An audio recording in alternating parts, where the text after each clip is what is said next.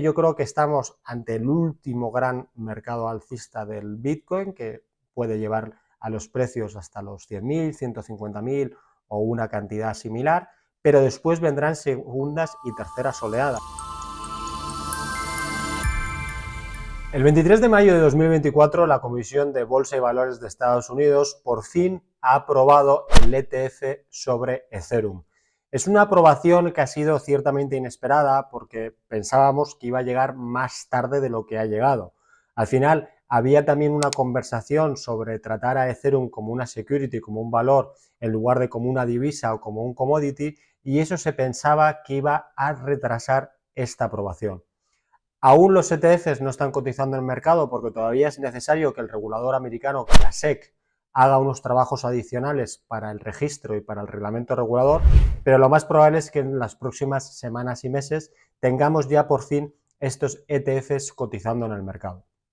Justo esta aprobación ha llegado 4 meses y medio después de la exitosa aprobación de los 11 ETFs de Bitcoin, que han tenido un aumento de capitalización absolutamente espectacular en este plazo. De hecho, en esos 4 meses y medio han llegado a acumular más capitalización bursátil que el mayor ETF de oro, el GLD, en sus 20 años de historia, con lo cual ha sido un éxito sin precedentes. ¿Por qué son tan importantes estas aprobaciones de los ETFs y por qué suponen un cambio de paradigma absoluto para las criptomonedas y también para toda la industria financiera? La primera razón por la que son tan importantes es porque terminan el debate y la incongruencia de tener ETFs sobre futuros de Bitcoin, que las tenemos desde 2021, y sobre futuros de Ethereum, que los tuvimos alrededor del 2023, y no tener ETFs al contado, spot, es decir, con los activos reales debajo de los ETFs. Esta distinción es bastante importante porque al final los ETFs sobre futuros de Ethereum y Bitcoin o en extensión sobre futuros de cualquier activo financiero pueden presentar muchas divergencias sobre el activo que tenemos debajo. Al final los futuros son productos financieros complejos, son derivados que al final no son más que papel, contratos que te permiten acceder a un cierto activo sin tenerlo físicamente.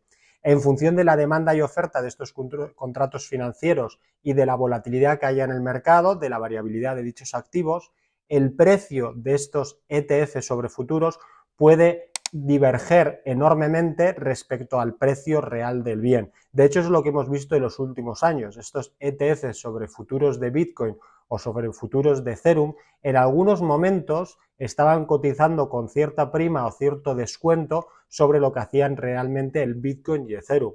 Como digo, no es algo particular de los criptoactivos. Ya pasó en la última crisis financiera importante, la de 2009, que los ETFs sobre oro, que no tenían el oro físico, sino que tenían futuros, derivados o otra serie de papeles que te hacían tener una exposición a oro sin tenerlo en debajo de tu panza, dentro del ETF o del fondo de inversión.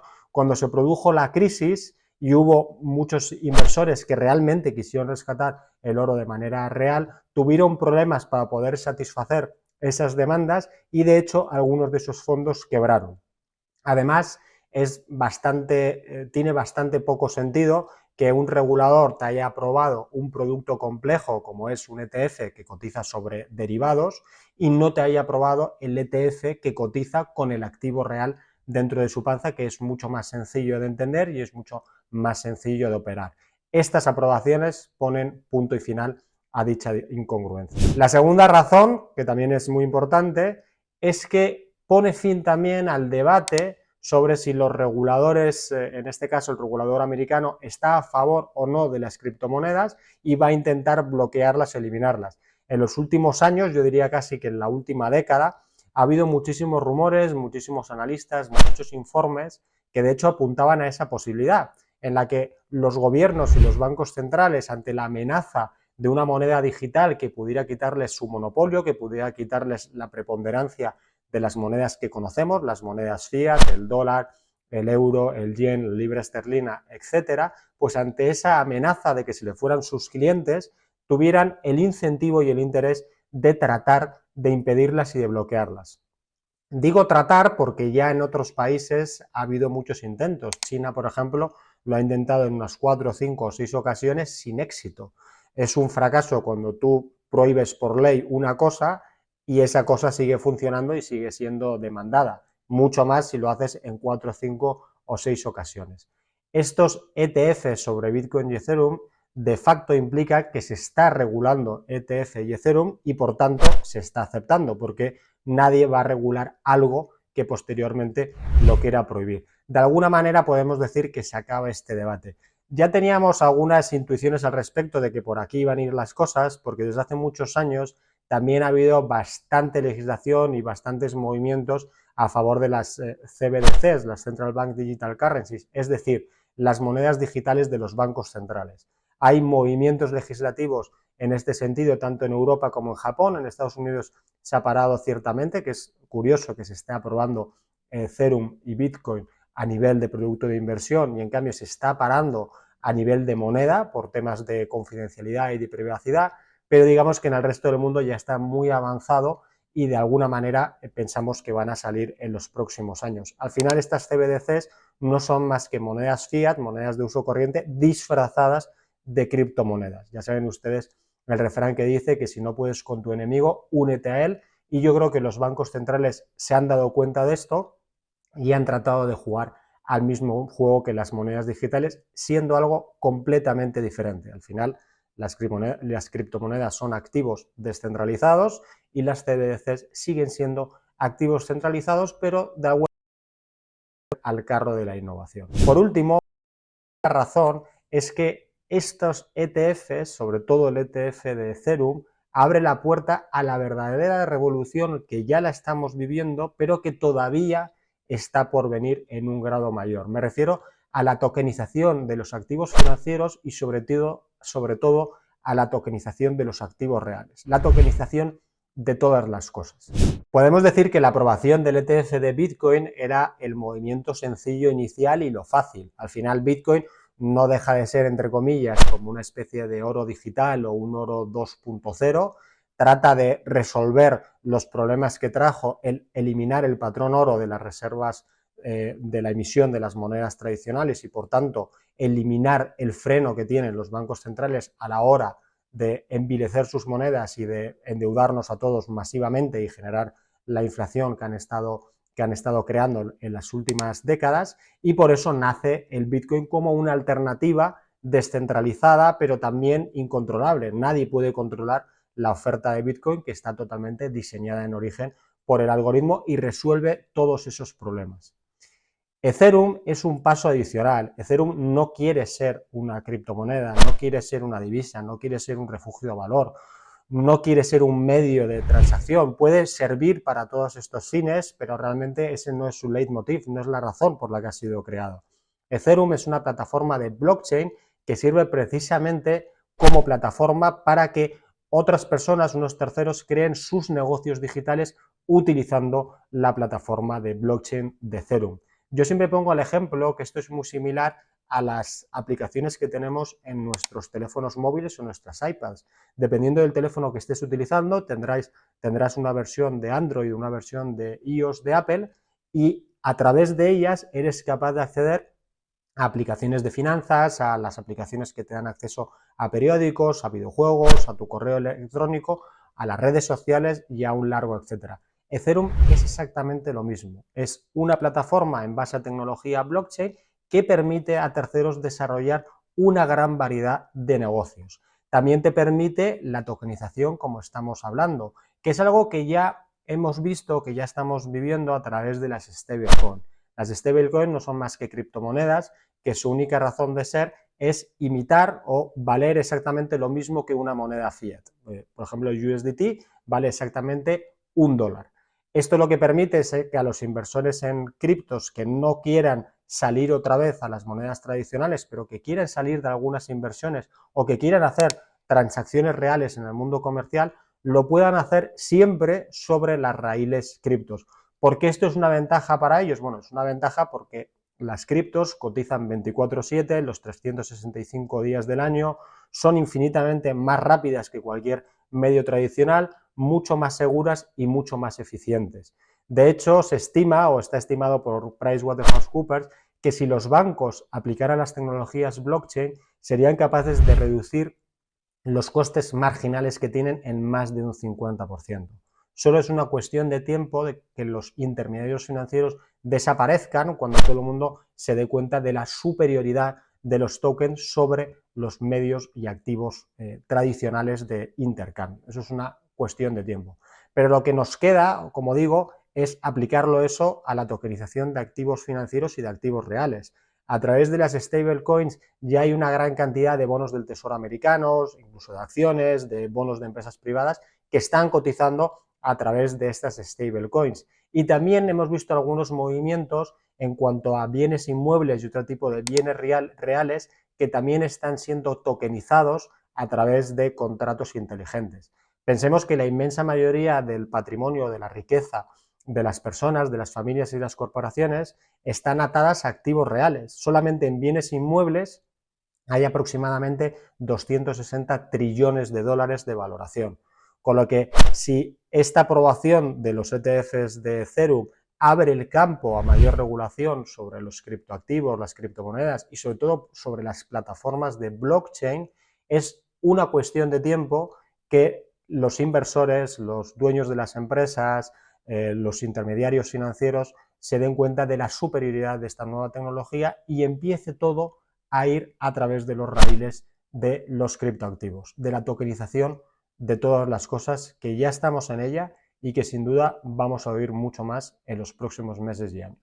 El impacto en el precio de este ETF de Ethereum pues no se ha hecho esperar, al igual que ya pasó con las aprobaciones de los ETFs de Bitcoin, que consiguieron que el Bitcoin volviera a máximos históricos, incluso lo superara y se estuviera cotizando en torno a los $72.000, hemos visto un movimiento similar con Ethereum. Al final, esta aprobación lo que permite es que la demanda tenga mucho más facilidades de acceso al activo, que la gente que quería invertir pero no podía, bien porque le daba miedo, bien porque la regulación se lo prohibía en el caso de los inversores institucionales, pues ahora tienen una manera muy fácil. Antes, para tener el activo físicamente, tenías que abrirte una cuenta en un exchange de criptos, luego si querías mayor seguridad te lo tenías que llevar a una billetera caliente o fría, etcétera, etcétera. Para mucha gente eso era un engorro y ahora va a ser más fácil, quizás menos seguro, pero sin duda mucho más fácil poder acceder a todos estos activos a través de estos ETFs. Y esto también también tiene una importancia enorme. No olvidemos que al final la cotización de los activos depende muchísimo de la oferta y demanda que tengan, entre otros factores, pero al final todo lo podemos reducir a cuánta oferta hay y cuánta demanda. De hecho, en los últimos meses hemos hablado mucho sobre el potencial efecto que va a tener el halving en la cotización de Bitcoin.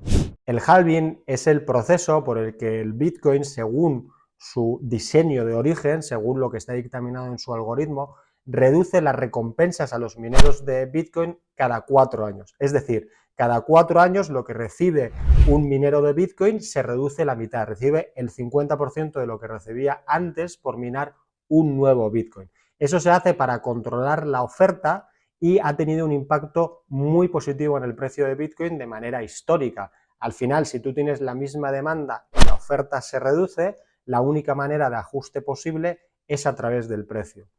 Hay varias razones por las que eso todavía no se ha llegado a ver o no en la magnitud que se espera en el halving actual. La primera razón es que suele haber un decalaje entre que empieza el halving y se da el movimiento en los precios. Al final esto no es ninguna sorpresa para nadie, todo el mundo sabe incluso la fecha exacta en la que va a comenzar el halving, con lo que los movimientos en precios se adelantan y tardan cierto tiempo a que el mercado los recoja. Pero hay una segunda razón que es más importante que la primera, y es que también por diseño el Bitcoin tiene una oferta limitada. Solo va a haber 21 millones de Bitcoin en algún momento de aquí al 2030. Ya vamos minados 19 millones, con lo cual lo que queda por minar es bastante menos de lo que ya está minado y por eso el impacto del halving, el impacto de la reducción de la oferta cada vez es menor. Tienes una menos cantidad de oferta potencial, de oferta futura sobre la que afectar a los precios y por tanto ese equilibrio entre oferta y demanda ya no depende tanto de la oferta, de lo que hagas con los precios por minar el Bitcoin, por la recompensa de minar el Bitcoin, y sí depende mucho de la demanda. De hecho, el impacto que tiene el halving realmente sobre los precios está ahí, está en la validación del sistema. Hay que pensarlo de la manera contraria. Si a pesar de que me pagan la mitad de lo que me pagaban antes por minar un solo Bitcoin, yo sigo minando, yo sigo haciendo ese trabajo, yo sigo consumiendo recursos para hacerlo, eso significa que sigue teniendo muchísimo valor y de alguna manera eso valida todo el sistema. Adicionalmente, si se han dado los movimientos con los ETFs, con la regulación, etcétera, para que la demanda siga viniendo e incluso siga siendo creciente, al final eso sí que va a impactar enormemente en los precios, aunque quizás lo veamos un poquito más adelante. Personalmente yo creo que estamos ante el último gran mercado del Bitcoin, que puede ir hasta los 100.000, 150.000, cantidad similar, pero después vendrán oleadas. Como digo, Bitcoin es el oro digital, es la moneda digital. La moneda que no es el pasivo de nadie, que no es deuda de nadie. Nadie puede controlarlo, hacerlo, pero detrás viene Ethereum, plataformas de blockchain que van a permitir criptonegocios como no hemos conocido. Luego va a venir la tokenización y el hecho de que todas las cosas sean a través de... Así que lo más conveniente es primero entender el activo, comprenderlo, tener suficiente confianza, después ver si en función de tu estrategia tiene sentido en tu cartera. Lo más probable es que sí que lo tenga.